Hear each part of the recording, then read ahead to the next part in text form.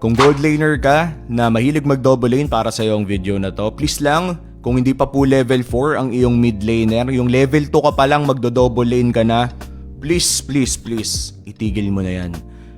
Hindi mo kailangan mag-double lane ng level 2. Maliban na lang kung sabihin nating Angela mid, yung mid laner nyo. Pero kung Lunox yan, kung Zushin yan, yung tipong gusto mong mag-level 4 bago mag-turtle, please lang, huwag mo namang kainin yung level 2 wave. Gets namin na may mga hero katulad ni Iritel, Granger, even the Clint to a certain degree ay kayang mag-clear ng waves ng napakabilis. Ay lapag mo pa yung mga roamer dyan, mas lalong mabilis clear yan. Pero parang wala kasing sense na level 2 ka pa lang, pupunta ka na ng mid, clear mo yung mid laner wave mo at hindi siya makakapag level 4 sa first turtle, malulugi kayo, ikaw lang mayaman.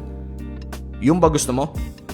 Biruin mo, lugi yung XP laner mo kasi magle-level 4 siya pero walang ulti yung roamer, walang ulti yung mage, talo kayo sa first turtle pero sobrang yaman mo. Please, kung good laner ka, mag-double lane ka lang kapag kakaya ng tumayo ng mage mo. Kapag pinilayan nyo yung mage, talo kayo sa jungle, talo kayo sa turtle. Napakalaki ng epekto ng level 4 na mage sa first few objectives ng ating laro.